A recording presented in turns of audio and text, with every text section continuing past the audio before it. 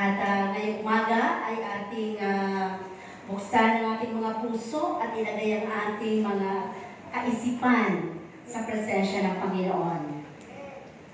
Alam ko na mabuti ang Diyos at siya ay may magandang mensahe para sa araw na ito sa ating lahat. At sa ating pag-aaral ngayong umaga, ang ating pag-aaralan ay makikita natin sa mga Haggai, chapter 1, verse 5 hanggang 11. Haggai, chapter 1, verse 5 hanggang 11. At dito na lang natin basahin para mas malaki. Verse 5. Ngayon nga'y ganito ang sabi ng Panginoon ng mga hukbo. Gunitain ninyo ang inyong mga lakad. Kayo'y nangaghasik ng marami at nagsisiani ng kaunti. Kayo'y nagsisikain, ngunit hindi kayo nagkakaroon ng kahustuhan. Kayo'y nagsisiinom, ngunit hindi kayo nangapapatirang uhaw. Kayo'y nangananamig, ngunit walang mainit. At siyong kumikita ng mga pinag-arawan ay kumikita ng mga pinag-arawan upang ilagay sa supot na may mga butas. Ganito ang sabi ng Panginoon ng mga hukbo. Gunitain ninyo ang inyong mga lakad. Magsiahon kayo sa bundok at magdala ng kahoy at magtayo kayo ng mga bahay at aking kalulugdan at ako'y luluwalhati, sabi ng Panginoon. Kayo'y nagaghintay ng marami at narito ang dumating ay kaunti at nang inyong dalhin sa bahay aking hinipan. Bakit? Sabi ng Panginoon ng mga hukbo, dahil sa ang aking bahay ay nahahandusay na wasak. Samantalang tumatakbo bawat isa sa inyo sa kani-kaniyang sariling bahay. Kaya dahil sa inyo, pinipigil ng langit ang hamog at ipinagkakait ng lupa ang kanyang bunga. Last verse, at ako'y nagpasapit ng pagkatuyo sa lupa at sa mga bundok at sa trigo at sa alak at sa langis at sa suminisibol sa lupa at sa mga tao at sa baka at sa lahat ng pinagpapagalan ng mga kamay. Sino ang nagagalak ngayong umaga? Bakit kayo nagagalak? Dahil nasa presensya ng Panginoon? Dahil may mga bagay na dumating sa inyong buhay? O may mga bagay na pag-asa? Kayong parang alam mo na may matatanggap ka? So, ano ba ang mga sitwasyon sa buhay na nagbibigay sa atin ng kagalakan? At sa umagang ito ay ating pagbubulayan ang salita ng Panginoon. At ito'y pinamagatang Putting God First. Realigning our priorities. Putting God first. Realigning our priorities. Ang bawat isa sa atin ay may mga prioridad. Amen? At ang bawat isa sa atin, sa bawat umaga, pagkagising pa lamang natin, ay meron na tayo mga desisyon na dapat ito gawin ko, dapat ito'y matapos ko, dapat ito ay mangyari sa araw na ito.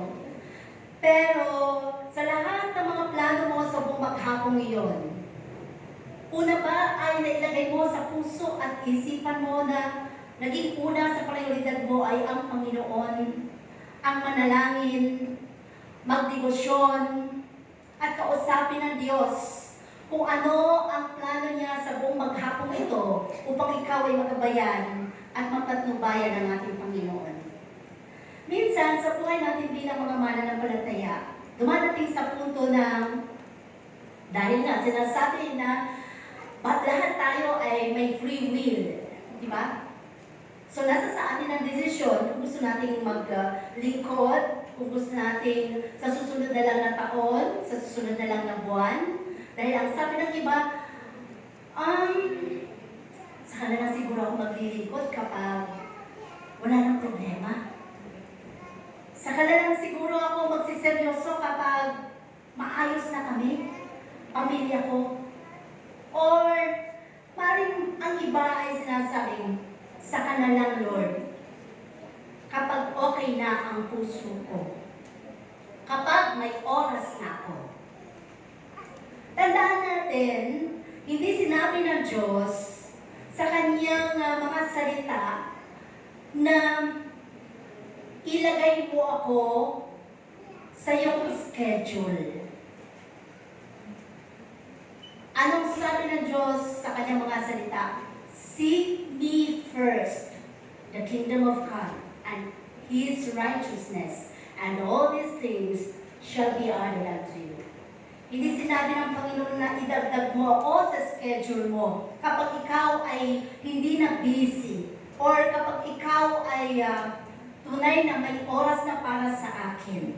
Lahat ng mga ito na ating magiging rason sa harapan ng Panginoon ay hindi ito tingin natin hindi makaka-apekto sa atin, pero hindi makakalagpas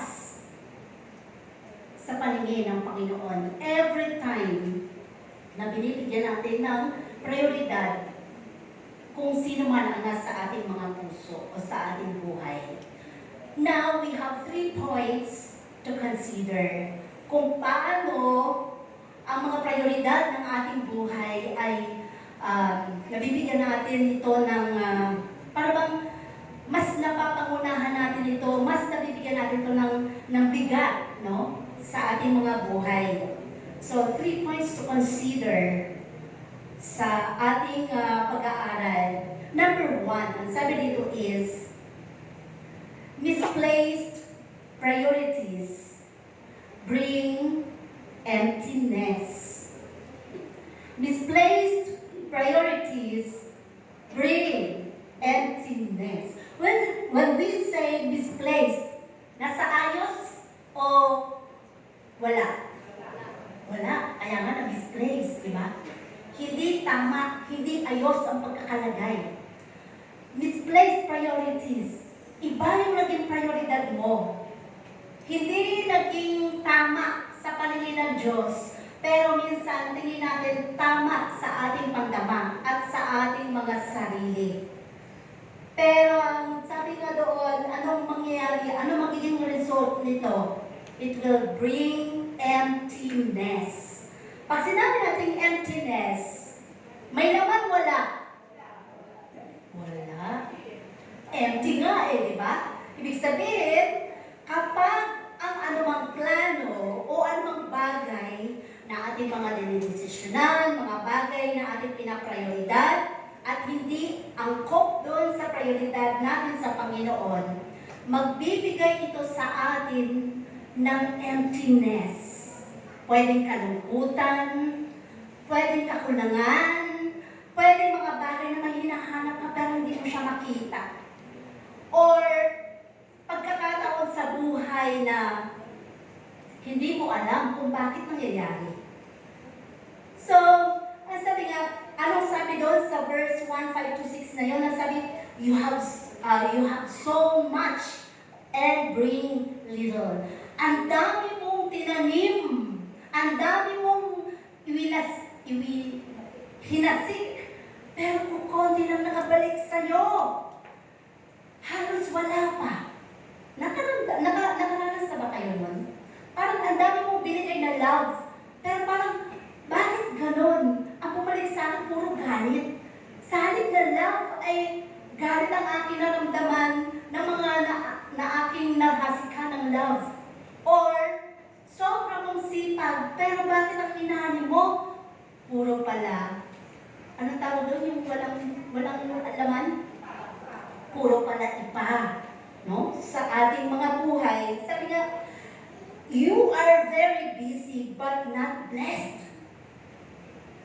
Naramdaman niyo yun? Masyado tayo nabibisi sa ating mga buhay.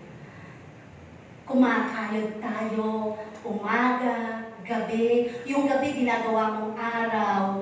Bakit? May layunin ka eh. Kailangan makakain ng aking pamilya, kailangan makapag-ipon, kailangan makabayad sa mga utang, kailangan, ang dami nating mga bagay na kailangan matugunan. Pero doon sa kasipagan mo na yon, ang sabi dito, masyado kang busy, pero hindi mo nararamdaman na ikaw ay nabiblessed. Pwede ba yun? Parang ang lahat, ang dami mong kinita ngayong araw na ito, pero bakit parang kinabukasan, wala na? Ang dami mong kinita, para lang naging bula. Wrong priorities. Diba? Marahil ay naramdaman natin o naranasan natin ang mga bagay nito. Ibig sabihin, wala sa tamang lugar ang ginagawa natin kabisihan sa ating mga buhay. Kahit sabihin pa natin, ikaw ay sumasahod ng 100,000 a month. Pero kung mali ang prioridad ng buhay mo, ikaw pa rin siguro ang may pinakamalaking utang. Nag-increase na ang sahod mo. Pero bakit? Parang wala pa rin akong naipon. Samantala kung maliit lang ang sahod namin, kasya lang naman. Bakit ganun? Ngayon, ang laki na ng sahod ko, ang laki na ng sahod ng asawa ko. Pero bakit parang wala butas ang aking bulsa? Parang mas lalong nawala. Maling prioridad, maling desisyon ang iyong tinatahak, kapatid. No? So ano pa? Sabi nga dito, you are productive but not fulfilled.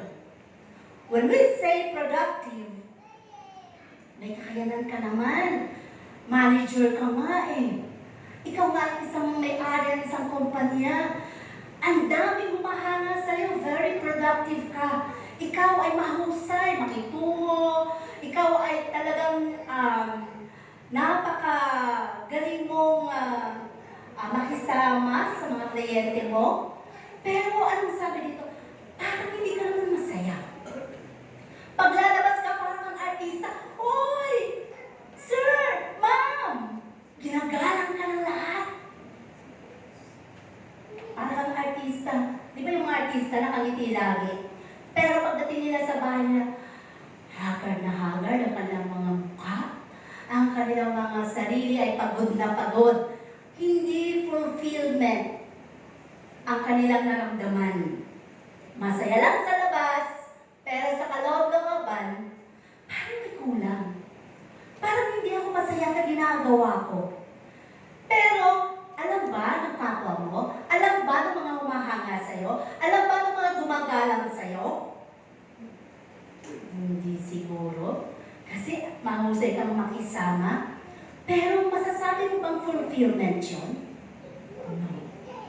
Maling prioridad ang ginagawa mo, kapatid.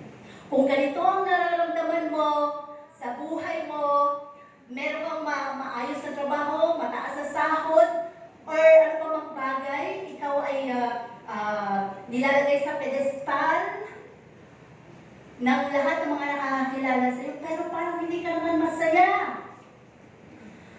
Hanapin mo at tanungin mo ang Panginoon, Lord, parang may kulang. Ano ba ang kailangan ko? Saan ba ako babalik? Ano ba ang dapat kong pasimulan? No? So there are signs. May mga signs of misplaced priorities. Paano mo malalaman kung mali yung mga prioridad ng buhay mo? Ang sabi dito, because you work hard but feel empty. Masyado mo kasing ginagalingan ang trabaho mo. Kahit nga linggo, ginagawa mong Lunes eh.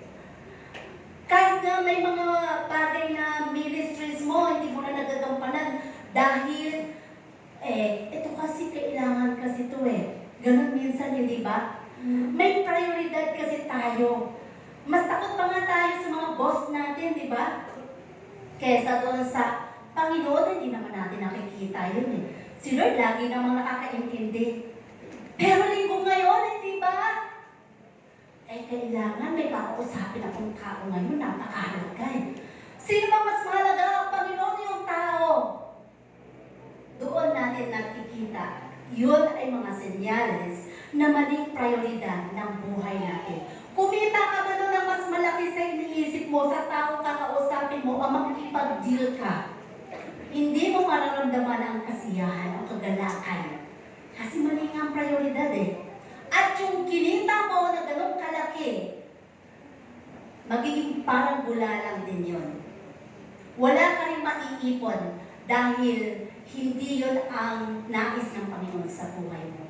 Para lang siyang dumaan, para lang siyang naging hangin, kumita ka ng milyon, parang yung mga nanalo ng loto.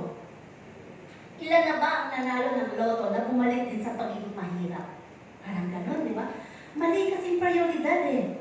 Pakain dito, painom dito, lahat ginawa. Dahil akala hindi maubos ang pera. So, maling prioridad, no? So, ano pa ang mga senyales? Because you earn but never have enough. Alam mo, walang kaibahan kung ang sinasahod mo ay 8,000 or 5,000 a month doon sa sumasahod ng 50,000 a month. Wala pong kaibahan doon. May kaibahan sa perspective natin o sa bagay nung value ng pera. Pero ang ibig sabihin ko dito, walang kaibahan, depende kung paano ka gumagastos at nagbabudget sa buhay mo. At kung sino ang prioridad mo sa buhay. Kaya nga minsan di ba sabi, mag-abroad na lang kaya ako, biro mo ngayon ang dollars magkano na? 60 plus? 60 plus. Diba? So doon ka lang natingin eh. Sa letter S na may dalawang slash. Ang hindi mo muna kinonsider kung mapapabuti ba ako doon? Malalayo ba ako sa Panginoon doon? Or hindi kaya ako mapapahamak doon? Wala doon. Nakatingin ka lang kasi doon sa kikitain mo. Pero ang hindi mo tinignan doon, yung scenario behind. Yung mga bagay na may plano pa ng Panginoon sa'yo na kahit dito pwede kang pagpalain. Yung pagpapala na galing sa Diyos na kahit 5,000 or 8,000 lang kinikita mo, hindi ka pinagkukulang. Satisfied ka, masaya-masaya ka pa. Yun ang hinahanap ng Diyos. Ang maging mapagpasalamat tayo sa ating mga buhay. Hindi kailangan nating maging mayaman para, ay pag wala na, siguro pag lumaki na ang sahod namin, makakapaglingkod na kami. Hindi mo na ako sasamba ngayon, ang mahal-mahal ng gasolina. Yung mga bagay na yun, sarili nating rason, maling prioridad na ating mga inilalagay sa ating mga kaisipan. No? So lahat yan, hindi lang natin alam, akala natin, okay lang kay Lord. Wala naman, hindi naman ako nagkasakit, wala namang nangyari eh. Pero, ang hindi mo alam doon, isang araw, kakausapin, kakatagpuin ka ng Panginoon. Tuturuan ka ng leksyon ng Diyos. Hindi pa ngayon. Hindi pa ngayon. Dahil ang Panginoon nagtuturo. Ang Panginoon nagbibigay leksyon sa atin para matuto tayo lagi at makabalik tayo sa Kanya. So sabi pa, ang sabi dito, doon sa sobra kang magtrabaho, di ba? Masyado kang masipag. Pag sa trabaho natin, napakasipag natin.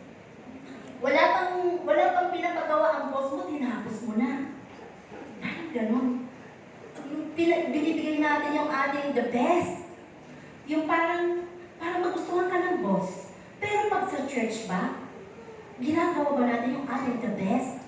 Yung bagay na, dapat ako una lagi ako sa church. Gusto ko lagi maparangal ng Panginoon. Gusto ko lagi siya masambal. Gusto ko lagi, kasi prioridad ng Panginoon buhay ko. Binibigyan niya ako araw-araw ng pagkain, magandang kalusugan, hininga.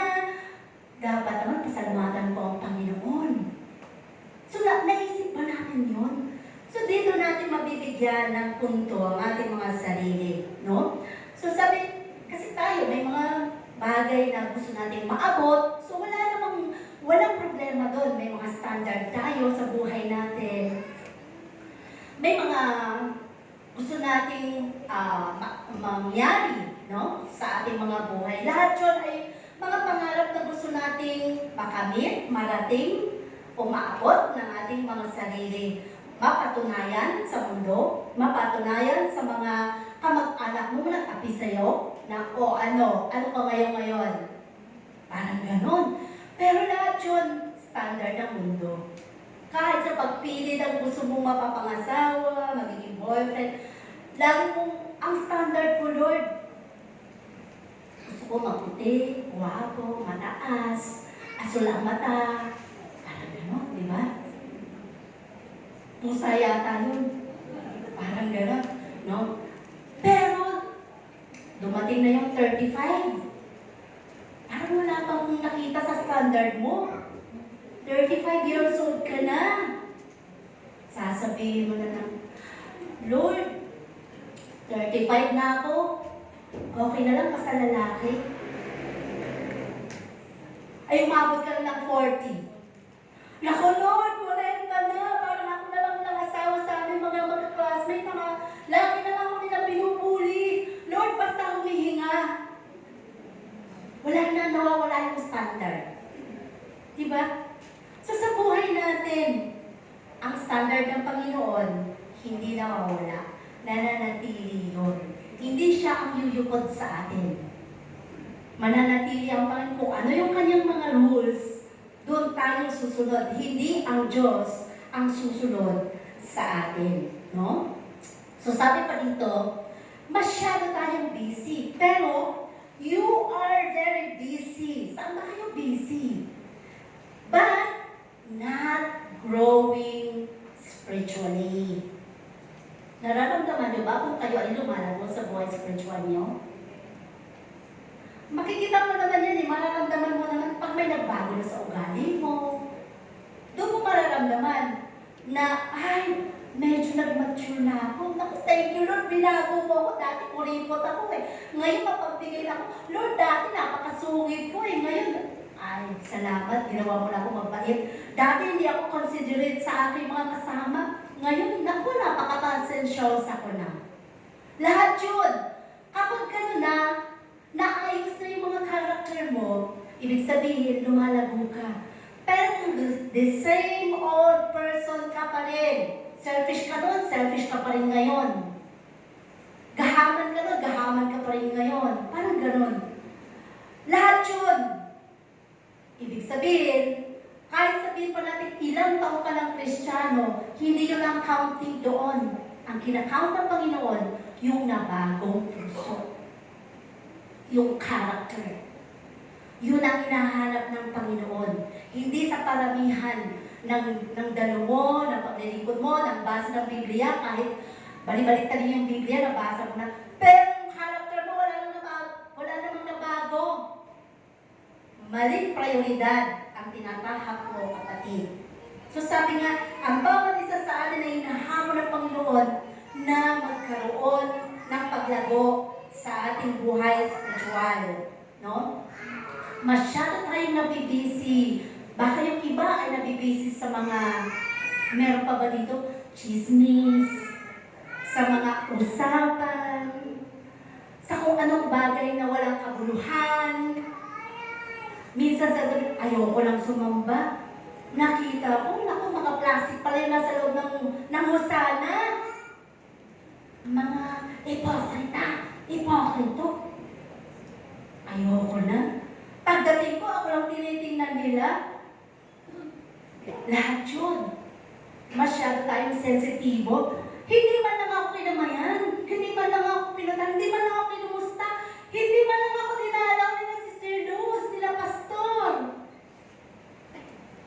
Hanapin mo ang Panginoon at bibigyan ka niya ng comfort. Dati lagi po kami dumadalaw. Kaya lang, mayroong pagkakataon dito na wala pa ako dito. Yung isang miyembro, sabi niya, kasi yun, laging dumadalaw talaga yun sa mga bahay-bahay. Sabi, Basta ako, napalitan na yung pastor dito. Basta ako, yung pastor ko, yung dati kong pastor.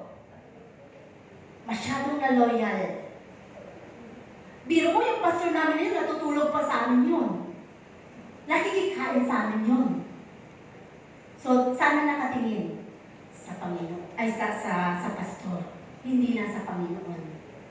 So, sabi, dapat ang titingnan lagi natin ay ang Panginoon. Hindi man kayo dalawin, pero lagi yung tandaan, lagi kayong iniluluhod ng inyong pastor. Niluluhod kayo sa bawat gabi ng inyong mga nangangalaga sa inyo. Yun ang pinakamahalaga. Dahil tunay ang Panginoon kapag siya kumilos, siya ay magtuturo sa atin. So sabi niya, ayoko nang sumamba dyan dahil masyadong mga pakialamera, parang gano'n. Hipokrito. Lagi yung tandaan, ang Diyos nga natin ay Diyos ng mga plastic, Diyos ng mga hipokrito. Dahil yon ang gusto-gusto ng Panginoon na mabago. Bawal ang perfect dito. Bawal. Dahil Diyos lang ang perfecto. Lahat tayong makasalanan. Walang magsasabi, ay ako nagsinungaling lang naman ako eh. Siya nakapatay, siya mas malaking kasalanan. Pareho lang po kasalanan yun sa harapan ng Panginoon. Pareho lang ang parusa natin. Walang malaki, walang maliit. Once na nagkasala ka at hindi mo ito hiningi ng tawad sa Panginoon. So napakahalaga sa Diyos ay ang marunong tayong magbalik sa Kanya, bumalik sa Kanya. No? So, sa buhay natin, minsan masyado tayong busy sa ating mga pakiramdam. Dinadaan natin minsan sa mga social media. Kung ano yung nararamdaman natin, doon natin ipinaparating. Na dapat tayo bilang mga mananampalataya sa Panginoon mo iparating. Alam mo ba, kapag pinarating mo sa social media yung mga nararamdaman mo, hindi ka naman tutulungan nila eh. Huhusgahan ka nila. Ha? Ganun ba? Nabasa ko dito, may galit pala. Galit pala siya sa kanyang kaopisina. Ha? Naiinis daw siya. Akala ko naman ang bait-bait niya, ba't ganun pala ugali nun? Ang sarap pa naman niya magsalita sa akin, ang payo niya sa akin dito, ganyan. Pero bakit ganun? Kung magalit siya, walang tutulong sa'yo, huhusgahan ka pa. Pero pag sa Panginoon ka nagsumbong, tuturuan kang mabago. Minsan may isang kaibigan, mahusay siyang magpayo, mahusay siyang sa kanyang mga estudyante. Pag may mga problema, lumalapit sa kanya, talagang as in, meron siyang gift, no? Sa pagpapayo. Pero isang araw dumating sa kanyang buhay na hindi niya nakayanan ang kanyang problema. So dumating doon sa depression, hanggang sa naglaslas. Ngayon, nung naglaslas na siya, buti na agapan, sabi doon sa kanyang sa kanyang Facebook, sabi, Ma'am, ang husay-husay mong magpayo sa amin, yung lagi namin naaalala. Bakit gano'n? Bakit ikaw nanghina ka? O, diba? So, walang bagay na makukuha sila sa'yo na maging maganda o maging magandang halimbawa. Lagi nating tandaan, hindi natin kailangang ilabas ang ating mga nararamdaman sa social media. Sa Diyos ka lang. Dahil huhusgahan ka nila. Ito yung tingin sa'yo, pag nakikita nila yung mga post-post mo doon, ay, ganun pala ugali niyan. Hindi pala maganda. Akala ko mabait yun. Akala ko malawak ang unawa nun. Ba't ganun? Yan minsan ang kabisihan natin sa buhay natin. Maging busy tayo makipag-usap sa Panginoon. No? Kaya nga sinasabi, let your light shine before men that they may see your good works. Hindi mo na kailangan maipakita sa kanila na ikaw ay may dinadanas na ganito kabigat na problema. Sabihin mo sa Panginoon. Hindi mo na kailangan iparamdam sa kanila na ikaw ay galit. Sabihin mo sa Panginoon. Lahat yun, i-deal mo sa Diyos, hindi sa kapwa-tao mo. Kung makikipag-deal ka man o gusto mong humingi ng payo, pumunta ka sa mga mas nakakataas ang faith sa'yo para ikaw ay may panalangin. Yan ang pinakamahalaga. So sabi dito, when God is not first in your life, nothing satisfies.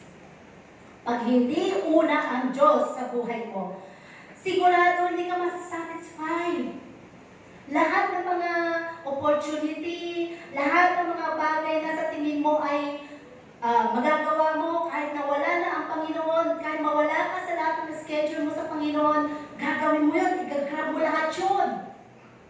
Kasi meron kang pinaprioridad, no? Pwede pamilya mo, sarili mo, or anumang bagay na hindi or taliwas doon sa Panginoon. Kaya nga sinasabi, success without God will always feel incomplete. Paano mo masasabi na ikaw ay isang successful Christian? Hindi dito pag-uusapan ng pera or anumang bagay na pwede mong maipagmalaki sa mundo. Kundi, ikaw ba ay nasa presensya lagi ng ating Panginoon? Lagi natin titingnan ang Diyos nagbibigay ng kakontentuhan, satisfaction. At kahit sa buhay mo, kahit na dumadanas ka ng maraming pagsubok, kapag ang Panginoon ang prioridad mo, sigurado ako, malalagpasan mo. Malalagpasan mo lahat ito. Number two points to consider is neglecting God leads to spiritual drought. Neglect. Ano ibig sabihin ng neglect? Napabayaan, pinabayaan.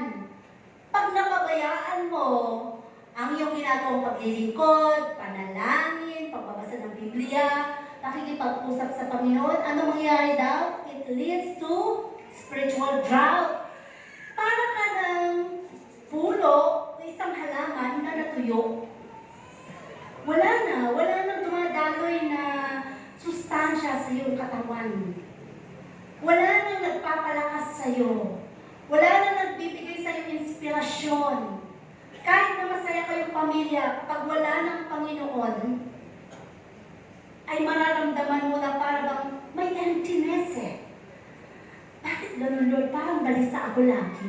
Parang may takot ako lagi. Yun ang ipaparamdam sa'yo. Kapag hindi lagi ang prioridad ang Panginoon sa buhay mo. No? Sabi nga, mapupunta ka doon sa spiritual drought na sinasabi sa Haggai 1:9-11. Anong sabi doon? You looked for much, but indeed, it came too little. No? Lahat ng tingin mo, okay naman, ayos naman eh. Sapat, higit pa. Pero, parang wala. Sino makapagsasabi dito, malaki na ang naipon niya?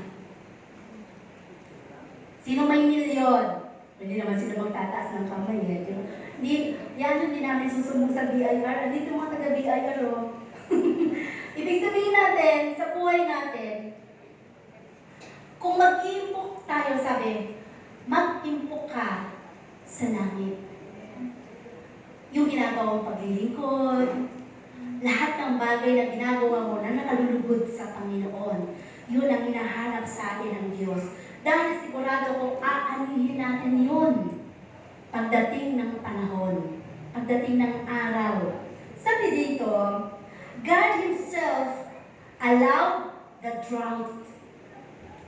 Kaya pala minsan, dumadating sa punto ng buhay natin na kahit bakit gano'n, naglilingkod ka naman, ayos naman ang buhay mo, nagbibigay ka naman ng kaloob sa Panginoon, pero bakit parang may tagtuyot? Parang ang layo ng Diyos.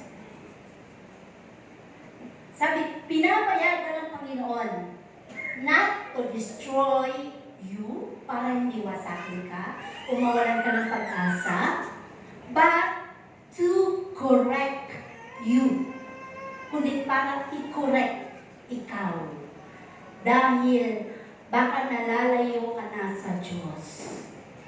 Baka hindi mo na nabibigyan ng prioridad ang Panginoon. So, dumadating doon sa punto, ito yung sinasabi ko kanina na sa una, parang feeling mo, okay lang naman na, buhay pa naman ako, hindi naman, wala namang may sakit sa amin, masaya naman kami. Kahit pala hindi ako nagtatapad sa Panginoon, okay lang. No, isang araw, tuturuan ka ng Panginoon. Para maibalik ka doon sa tamang plano ng Diyos. Dahil alam mo, sabi nga ng Panginoon, yung plano niya sa atin, lahat tayo, gusto niya tayo mapagpala, ma-bless. Lahat yun. Walang initsapwera si Lord na, ay, ito, huwag muna itong i-bless. Lahat po, kahit nga makasalanan, i-bless ng Panginoon, lahat. Pag nagpa-araw ang Panginoon, nagpapa-araw sa lahat, hindi ba? So, ibig sabihin lang dito, ang bawat isa sa atin ay may espesyal na pagtingin ng Panginoon, lalo't higit tayo kanya ng mga anak. So, sa pagsusumikap natin, doon nagbibigay ng extra care ang Panginoon sa bawat nagbibigay ng oras at prioridad sa Kanya, sa Panginoon, no? Ang ating buhay. Ano ba yung mga bagay na drowsiness sa ating, na ating pwedeng maranasan? Ang sabi dito, sometimes, may mga closed doors. Ano ba yun? Saradong pinto. Mag-a-abroad ka, okay na lahat eh. Ayos na papel, ang dami mo na nagastos, nagpidos ka na. Pero pagdating mo ng airport, nung dumating ka sa immigration, hindi ka makakalipad. Balik ka. May mga bagay dito na hinahanap ko, hindi mo maiyan, o ganyan-ganyan. Pero mo, sa dami ng gastos mo, hindi pala, wala pala. Closed doors. Nasa rank 1 ka na.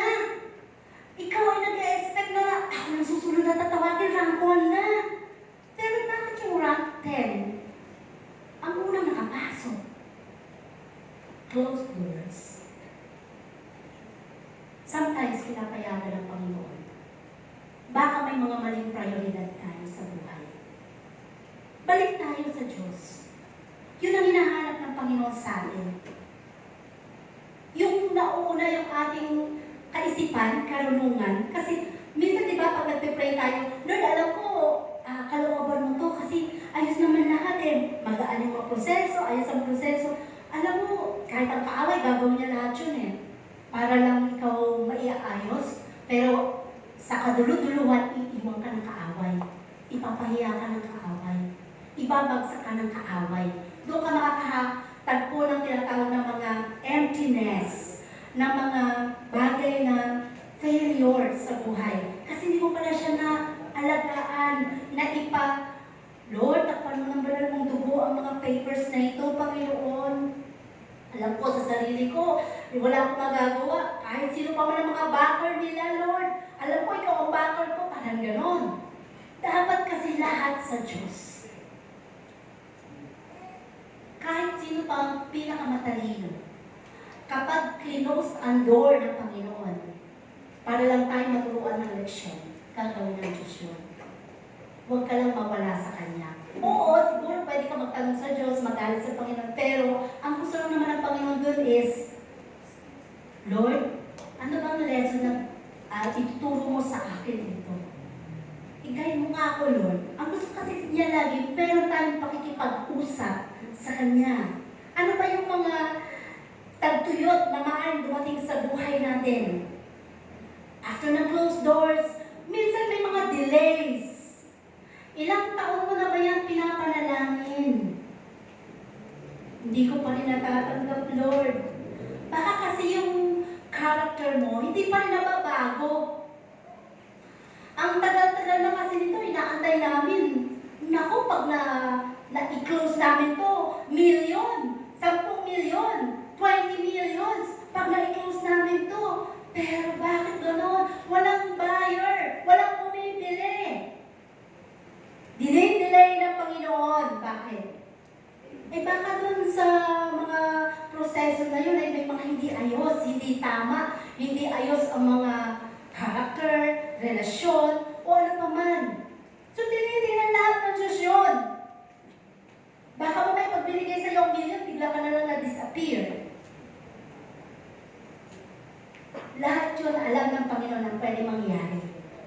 Kaya, ang Panginoon nagbibigay, nagtuturo through delays. May mga delays sa buhay natin. May mga bagay tayong inaasam. Lord, ang anak ko, ilang taon na yan, malaki na, hanggang ngayon, pasaway pa rin, Lord. Kung sumagot sa akin, Panginoon, ganyan pa rin. Kung ako'y tratuhin para lang akong hindi maggulang. Pinapanalangin mo ba? Ano ba ang bagay na ginagawa mo para magliwanag ka sa anak mo? Baka mamaya ikaw din malakas din ang kung paano rin siya pagalitan. Di ba tayo, nung bata pa tayo, ewan ko lang, nung bata pa tayo, kung naranasan nyo, yung palo matindi, di ba? May mga sinako pa nga dito sa atin, di ba? Sinakaramdam ng sako dito, nilagay sa sako, at doon pinaghahampas. Parang gano'n. Ibig sabihin ko dito, ako naranasan ko na pinalo, yung tatay namin, sobrang napakadisiplinado po yun. Kapag hindi ka niya papaluin kapag medyo mild lang yung nagawa mo, pag mga bata pa, di ba? Pero kapag nakita niya, sobra na to, parang gano'n. Papaluin ka, padadapain ka talaga doon. Dapa, kailangan dapa. At yung sinturon niya na, yung belt na lumalatay dito. Pero kahit na gaano ka, halimbawa galit siya, dahil gusto niya turuan, 3 beses niya lang yung ihampas sa belt mo. Naranasan ko yung nararamdaman niya yung umiyak na, ganon? Sakit na dito sa panga. Nakatulog ako na pag-isip ko, kumapin ko na sakit. Pero, yung pala yung pabait sa atin. Parang gano'n. Kasi nagdisiplina ka. Kasi noon, di ba, bawal sumagot, bawal. Kahit mali yung magulang mo, hindi ka pwede sumagot. Hindi pwede magrason. Ngayon, ako, isa pa lang sinasabi mo sa anak mo, kung balilin ka ng mga salita, di ba? Ibang-iba na mga anak. Pero, sinasabi nga, hindi natin pwedeng ibalandra na, agency na kami ngayon, hindi, dahil ang Biblia hindi nababago. Ang magulang ay dapat ginagala. Hindi ang magulang ang siyang yuyuko sa anak. Yun dapat talaga. Dahil lagi natin tandaan, mga anak, kung hindi ka marunong gumalang sa magulang mo, kung hindi ka marunong rumispeto na tinatawag, pagdating ng araw, kapag ikaw na ang nagkapamilya, ipaparanasan yan sa magiging anak mo para maramdaman mo kung gaano kasakit sa magulang ang sinasagot-sagot o kung gaano kasakit sa magulang ang minawalang halaga o respeto. Totoo yun. Totoo yun. Mangyayari sa'yo, hindi pwedeng hindi ka makakalagpas doon. Kasi ginawa mo yun eh. Babalik sa'yo, what you sow, what you reap is what you reap, di ba? Totoo yun. Pero kung naging mabait ka sa magulang mo, pag nag-asawa ka at nagkapamilya, ay nako, napakababait ng mga magiging anak mo. Yun ay reward ng Panginoon. Yun ay pagtuturo sa isang pamilya. No? So sabi dito, through delays and lack. Kakulangan. Kulang na yung supply, kulang bang gasolina? Hindi naman kulang ang gasolina. Mataas lang. Di ba? Pero sino mas mataas? Ang gasolina o ang Diyos na nagpo-provide? Ba't tayo magre-reklamo? Huwag muna tayo sa mga Ang mahal-mahal ng gasolina, 150, biro mo, balikan. Sasambalan tayo doon. Mas mahaba pa ang bilahin natin kaysa na umupo doon sa church eh. Hindi nyo alam, sa bawat pagbibigay natin ng prioridad sa Panginoon, may punto sa Diyos yun. Kahit pag upo mo dito, lalo pag midweeks, di ba? Ay, tapos na. Ang layo ng binahin mo, yun na. Pero may napulot ka ba? Yun ang pinakamahalaga dun eh. Nagala ka ba nang sumamba ka, nang dumating ka dito, kahit 15 minutes lang yung mensahe. Kung yun ay na-absorb mo at nakapagturo sa'yo, at alam mo dahil mahal mo ang Panginoon, gusto mo siyang ma-meet ang presensya niya. Abay, doon ka pinagpala ng Diyos. Sa susunod na kinabukasan, magpo-provide ulit ng gasolina sa'yo ang Panginoon. Hindi mo kailang, naku, wala tayong gastos. Hindi gano'n ang Panginoon. Kaya nga sinasabing great provider siya. Never kanyang pagkukulangin. So dito sabi, minsan dadating sa buhay mo yung parang kakulangan. Tambak-tambak na utang. Sino dito ang may tambak-tambak na utang? Hindi namin kayo isusumbong kay Tulfo. Parang ganon, di ba? Yung pagkukulang parang hindi sapat. Okay lang naman ng utang basta nababayad ka. Okay lang magpautang kung alam, tama ba yun? Kung yung pinapautangan mo ay, na nga lang, basta nagbabayad. Okay na, sige, huwag na lang tayo sa utang. Okay, ibig sabihin natin, lahat naman tayo may utang. Amen? Ako nga, may utang din ako eh. Naglo-loan din ako eh. Pero yung responsibilidad mo, huwag mong pababayaan.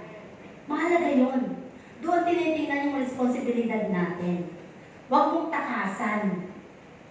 Huwag mong, ito na yung pinag-utangan mo, masasalubong mo na, ay naku, makaliko nga muna.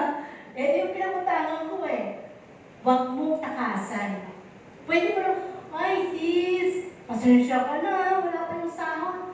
Ay wala eh, minsan yung may utang, di ba parang, wala lang, deadma lang. Tapos pagpasok niya, pag nakita mo, mas marami pa siyang alangan sa'yo. Di ba? Parang gano'n. Minsan, di ba, nakakalungkot. Pero hindi yun ang ating topic. Patalastas lang yun. Okay. So, ibig sabihin natin dito, yung mga kakulangan natin sa buhay. Ang daming bagay na hinahanap kasi tayo. Pero kung meron ka pala diyang tanim na talbos ng kamote at gawin mong ulam, nagre-reklamo ka pa ba nun? Abay, kung mapagpasalamat ka, sasabihin ni Lord, tingnan mo nga itong anak ko na to, talbos na nga lang ng kamote kahapon, ngayon, bukas, talbos ng kamote. Sa isang araw, bibigyan ko siya ng mabibiling karne. Kasi hindi siya mareklamo eh. Di ba? Minsan may narinig ako dito, ano pa naman yung ulam natin? Umaga, tanghali, gabi, sitaw. Ang hininga natin, puro na sitaw. Di ba? Pero, nakasurvive ka. Doon sa mga sakripisyo na yon, ano na ngayon ang buhay mo? Na magpala na. Kasi, natutunan mo magpasalamat sa Panginoon sa mga maliliit na mga bagay. Doon tayo tinuturuan ng Diyos. Napakahalaga yun eh. Yung marunong ka or maging grateful ka sa buhay mo. So sabi dito, and ito, lahat ng ito is not punishment, but divine redirection. Divine redirection. No? So dapat ang Diyos lagi ang mauuna para magkaroon tayo ng satisfaction sa ating buhay. Because satisfaction comes from God alone. Sa Diyos lang po. Totoo yun. Kahit ang dami mong problema, parang feeling mo, hindi mo siya nararamdaman kasi kasama mo ang Panginoon. Di ba? Kahit na meron kang dinaramdam, feeling mo parang ang gaan lang kasi meron bumubuhat sa'yo. Nandiyan ang Diyos, di ba? At sabi nga, sa mundong ito kasi, lahat kapag binigyan tayo ng mga oportunidad, So, ginagrab natin yon, bigay todo tayo sa lahat ng mga bagay, binibigay natin, pinapakita natin ang mga efforts natin, mga kakayanan natin sa mundo. Pero pagdating sa Panginoon, para bang patang-pata ka na. Kahapon, parang ang dami mong na-accomplish, ang dami mo, naku, napalaguran mo yung boss mo, hanggang gabi na, nag-overtime ka pa.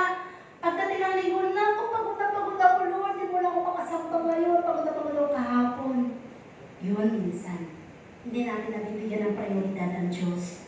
Pero yung mga dapat nating bigyan ng mas magaan na prioridad, yun ang nabibigyan natin ng bigat, no?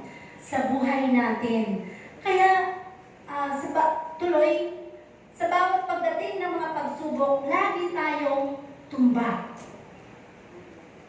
Lagi tayong, parang talunan, no? Talunan tayo. Gaya sa, ikaw, sino ba ito ang kumakanta sa karaoke? Ako nagtataka ako dyan eh.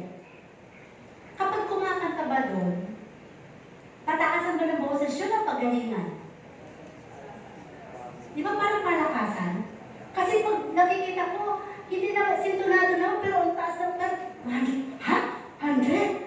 100%. Pero sintonado, pero ang taas, ang feeling ng, madaraya pala to. Bigay todo, basta bigay todo ka. Maka 100% ka. Pero kahit pagandahin mo yung boses mo, 75. Hindi pala yun.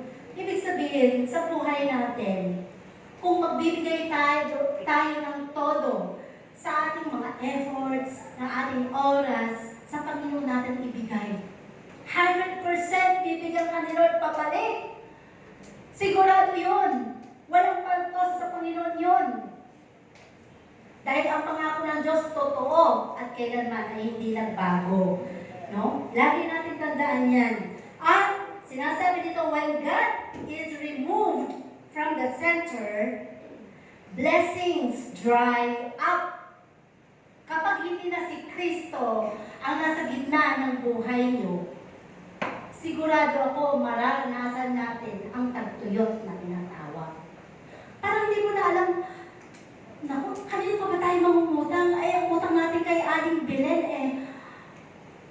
kahaba na ng listahan. Doon naman kaya kay Paring Mario. Parang gano'n, lahat na lang. Di ba? Kasi hindi mo na alam kung saan ka susuling. Dahil hindi ka pala nananalangin. Nakaasa ka lang lahat sa tao. Nakaasa ka lang lahat sa mga oportunidad ng mundo.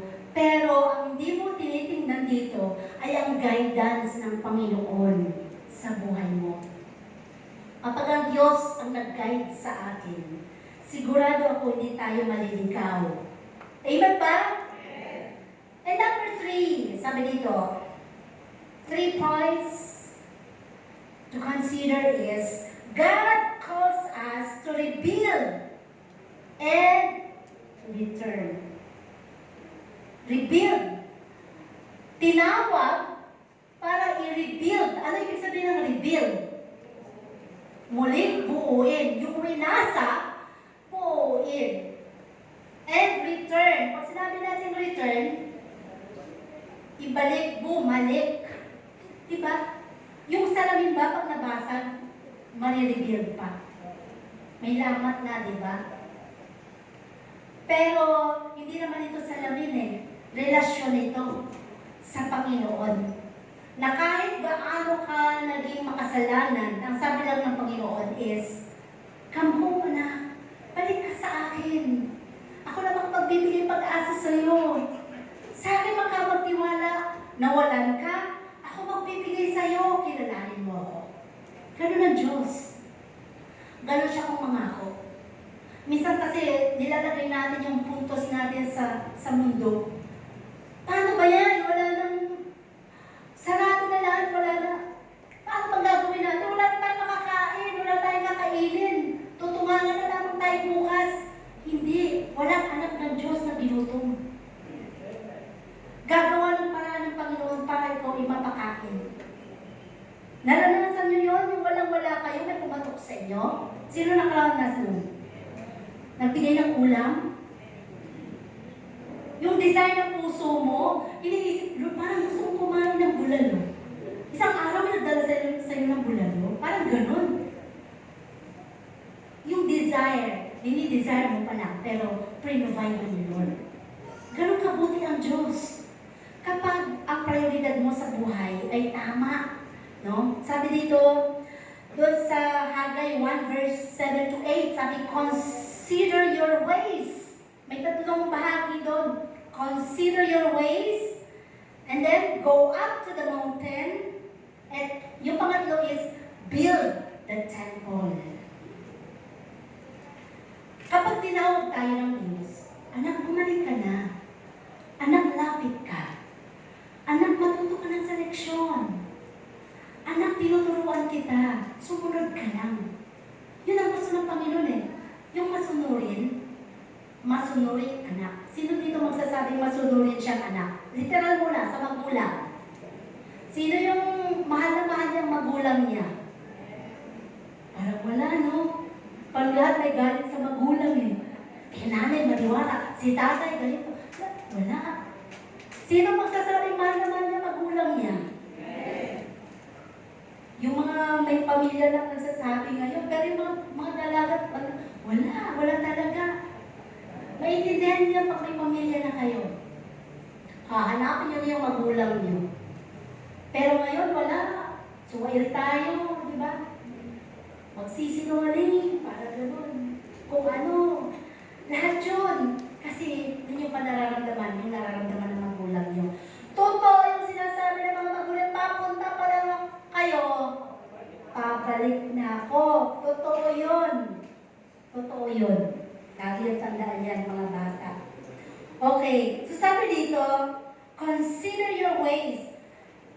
Bakit? Kasi kapag wala ang Diyos sa sentro ng buhay mo, talagang mawawala ka sa align. Di ba, may mga sasakyan kayo, may mga tricycle tayo. Di ba pinapa-realign ba tawag doon? Pinapa-align. Bakit? Para hindi ka tangayin. Halimbawa, gumagano ka, gagano siya, di ba? Kasi hindi naka-align. Yung pag-andar mo, pag hindi naka-align, pasulong ka, ikaw lang ang papakaliwa, parang ganon. Nananangay. Sa buhay mo, ganon din. Pag hindi naka-align ang ating mga buhay, tatangayin ka ng kaaway. Sasabi sa'yo, hindi dyan, huwag ka nang matag ng midweeks, dito tayo. Punta muna tayo sa plaza. Mga ganon. Hindi naka-align eh. Hindi naka-focus dun sa dapat kahit anong mangyari, attend ako ngayong linggo. Parang ganon. Hindi naka-align eh. So, hindi ang Diyos ang nasa sentro ng buhay mo. Kaya nga sabihin, tinitinan natin yung bahagi ng ating mga buhay. Kaya nga, may kwento pati pera, di ba? Sino naghahabol sa pera? Kailangan mong habulin ang pera. Sabi ganun, habulin mo ang pera. Dahil hindi naman lalapit sa'yo. Kaya nga sobra tayo magtrabaho, di ba? Kailangan natin kumita. Ngayon, doon sa kinikita natin, sa Panginoon, binigyan mo ba ng kabahagi si Lord? Kung hindi mo binibigyan ng kabahagi si Lord, hindi ka nasa tamang align. Selfish ang tawag doon. Kasi sino ba may-ari ng trabaho mo? Oo, yung kumpanya, pero si Lord ang nagbigay sa iyo ng trabaho. Sino ba ang nagpapasahod sa iyo? Oo, yung kumpanya, pero galing kay Lord ang kayamanan. Hindi natin pwede maipagmalik. Hoy, ako, hindi nga ako natutulong para lang ako kumita. Lord, sa kanila lang ako magtatay, sa kanila ako magbibigay sa iyo, Panginoon, kapag marami na. Kung ngayon palang konti, hindi ka makapagbigay, ay di lalo na kapag malaki na. Kasi sa kukonti pa lang, doon tayo dinidisiplina kung marunong ka nang magbalik sa Panginoon. So sabi nga, Pati yung pera natin minsan may kwento, di ba? Yung tao, habol ng habol sa pera. At sila Lapu-Lapu ngayon, nawawala na. Nakita niyo ba sila Lapu-Lapu? Saan pa nakalagay sila Lapu-Lapu? Ha? Sa piso ba yon? Sa 2 piso? No, hindi na natin makita, di ba? Hindi na natin makita sila Lapu-Lapu. Tingnan mo yung 5. Sino ang nasa 5? Si Melchora Aquino. At nga si Melchora Aquino, binaril na niya sarili niya eh. Nakita niyo butas? Patiwarik na siya. Wala na kasi siyang halaga eh. Kahit 5 duling, hindi na natin ngayon makita. Ngayon, suklian ka ng mga, 25 centavos ba yun? Diba? Diyan na lang po yan. Wala nang halaga. Hindi na. Isang araw dadating ang pinaka-papel na natin is 50 ng pinakamababa. Nawawala na yung 20, di ba? Dati 10 piso, 5 piso ng papel. Ngayon, pataas na. Ganun kasi ang mundo. Hinahabol yung value ng pera. Pero sa Panginoon, kahit tumasa anumang bagay sa buhay natin, lagi yung tandaan. Tataas ang standard ng Panginoon para ikaw ay abutin sa mga pangangailangan mo. Hindi ka na pagkukulangin. Sigurado ako doon. Basta tama ang prioridad mo sa Panginoon, sa paglilingkod na ginagawa mo. Lagi mong tandaan na sa halos panghuli na tayo. Nagising na ba? Kanina, ang layo-layo na nangarating mo, kaunti pa yung ginagawa ko.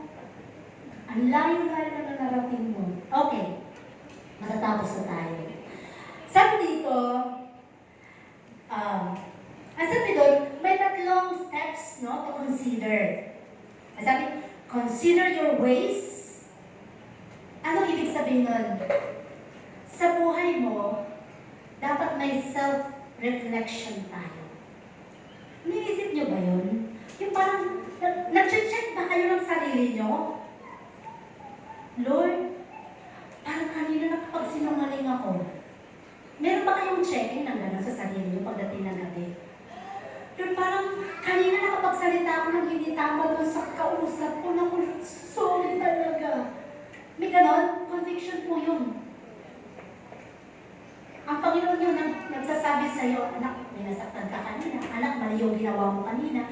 Pero kung walang mga gano'n pakiramdam sa ginawa mo, mali yung araw na yun. Wala ka sa tamang prioridad ng Panginoon. Parang nasanay ka na sa kasalanan ginagawa mo. Everybody's doing it. Lahat naman ginagawa eh. Masaya ako, okay lang naman, di ba? Pero, ang hindi mo alam, anak ka ng Diyos, di ba? Yung banal na pagkatakot, maghari sa puso natin. Yun ang pinakamahalaga doon. Sabi nga, kailangan may self-checking tayo. Pagdating mo ng bahay, ano bang nagawa ko kanina? Lahat yun, titingnan mo. Baka mamaya may mga lakad ka, may dinesisyonan ka na hindi tama nang makabalik ka agad sa Panginoon. Self-reflection. No? I-consider mo yung mga naging desisyon mo na hindi tama. May mga bagay ka na maaaring nasabi o ginawa na hindi pala naging kalugod-lugod sa Diyos. Lagi mong tandaan, kapag hindi natin yung na-deal sa Panginoon, hindi natin yung naihingi ng tawad at nag-repent doon, mananatili ang buhay mo sa kawalan. Dahil hindi malinis ang puso mo eh. Lagi natin lagay sa isip natin, our God is not a God of compromise. Hindi pambayad yung ginagawa natin pag naglilingkod naman ako kahit may mali akong ginagawa. Hindi yun. Hindi pambayad yung paglilingkod. Hindi po bayad yun. Ang ating pagharap sa Panginoon ay meron tayong malinis na puso. Ano sabi pa doon sa pangalawang steps? Doon sa Haggai na yun. Sabi doon, go up. Diba? Go up to the mountain. At pinapakita dito sa atin, we have to make effort. No? Kailangan gumawa ka ng effort to seek God. Hindi pwede, naglilingkod naman ako sa bahay eh. Okay naman ako, nakikinig naman ako ng mga worship songs kapag linggo. Kasi mahal na ngayon ang gasolina eh. Mag-o-online na lang ako. Sabi ng Panginoon, gagawa ka ng effort. Kailangan may pagsusumikap. Paano mo pa masasabing ang Diyos na pinaglilingkuran mo ay great provider kung titipirin mo pagdating sa Panginoon? Sa kanya naman galing lahat ng bagay sa buhay mo. Ano bang meron tayo ngayon? Siya ang may-ari nito. Buhay mo, hininga mo, pahiram lang lahat yan ng Panginoon. Anytime, pwedeng payagan na mawala ang buhay natin. Sa kahit anong paraan na hindi natin alam. Kaya, dapat pahalagahan natin ang ating relasyon sa Panginoon. Make effort to seek God. Mag-effort tayo. Hindi basta-basta lang kapag nakilala mo Panginoon, okay na, batching na. No. Ang hinahanapan sa atin ng Panginoon is ang ating lakas, oras, panahon sa paglilingkod. And, sabi doon, and build the temple. Pag sinabi natin build, we have to restore. No? Ayusin yung relasyon mo sa Diyos. Dahil ang kaaway, pilit nawawasakin po yan. Yung relasyon. Relasyon sa pamilya, relasyon sa asawa, relasyon sa anak, relasyon sa mga magkakaibigan. Lahat po yan sisirain ng kaaway. Pero sabi nga, kailangan ma-build lalo na ang relasyon natin sa Panginoon. Dahil walang ibang pinakamahusay na o pinakamalakas, matibay na relasyon, kundi ang relasyon natin sa Panginoon. God is not asking for perfection. Hindi sinasabi ng Panginoon na, kailangan maging perfect ka muna bago kita pagpalain. Hindi ganun ang Diyos eh. Sobrang mapagbiyaya siya. But, ang sabi dito, He is asking for priority. Prioridad. Kahit anong busy mo, kapag alam mo araw ng linggo, dapat siya yung prioridad mo. No matter what. May patay kayo? Sabi nga sa Bible, hayaan mong hilibin ng kapwa patay ang patay. Tama? Araw ng pagsamba. Sasamba ako ngayon.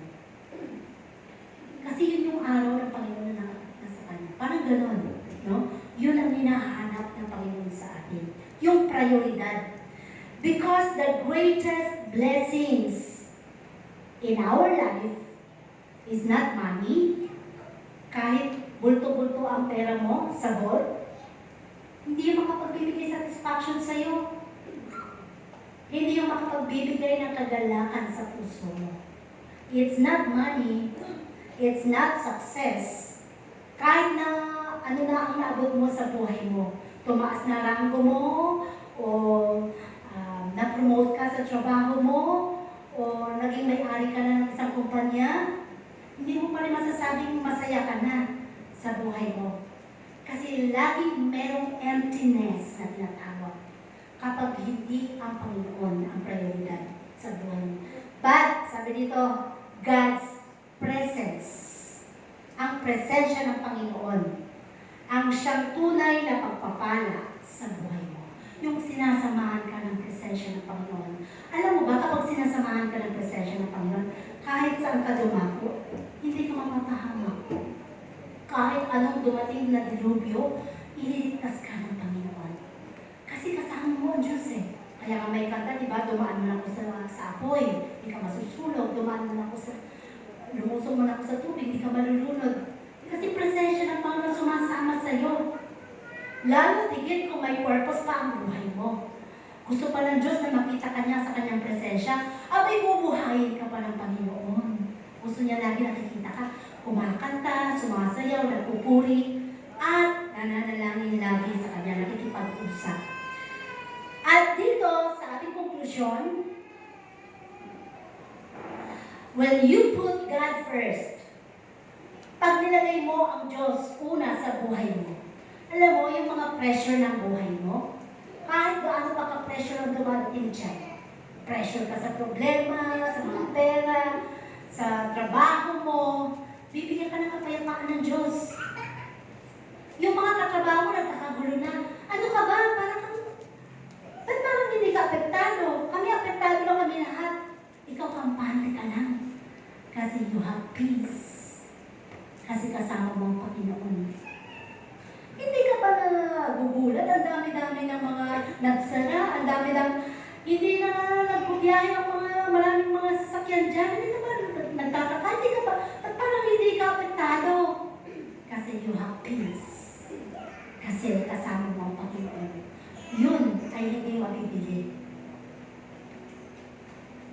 At kapag ang Diyos ang prioridad sa buhay mo, yung kakulangan na meron ka, it will replace into provision.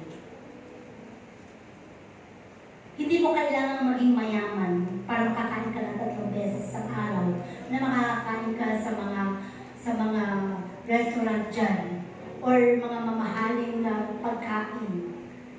Ipaparana sa iyo ng Panginoon yan. Magpo-provide siya sa iyo. Lahat yun, ipapadala sa iyo ng Panginoon. Basta tama ang prioridad mo sa buhay, ang Panginoon. At kung ikaw ay may mga confusion,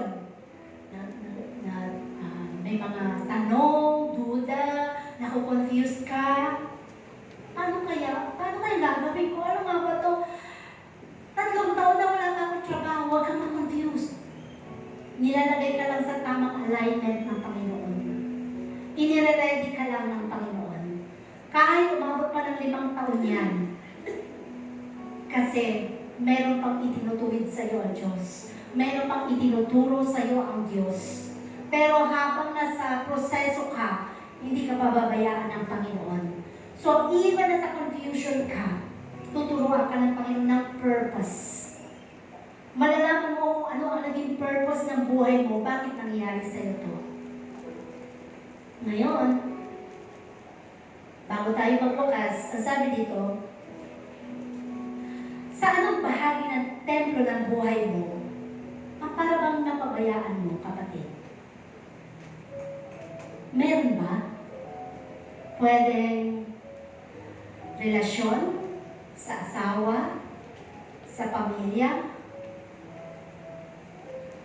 or maaari na pabayaan mo ang iyong pananalangin, pagbabasa, devotion time mo sa Panginoon. Lahat ng yon pwedeng ma-rebuild kapag ang Diyos ang uunahin mo. Today is the day to rebuild. Dahil kapag ang Diyos ang naging prioridad ng buhay mo, ikaw na kanyang anak, siya ang bahala sa iyo. Hawak ka sa kamay ng Panginoon. Dito ka lang sa gitna ng palad ng Diyos. Sa lawak ng pagmamahal niya, ano man ang pangangailangan mo, magpuprovide siya. Ano man ang dumating na mga pagsubok sa buhay mo, aalalay siya sa iyo. Ang gusto lang ng Panginoon, itama natin ang ating prioridad sa buhay. Unahin ang Diyos. Kahit na napakabigat ng pagsubok, problema, mauna pa rin ang Diyos. Dahil siya ang mag-aayos ng lahat ng ngayon na kinakaharap mo.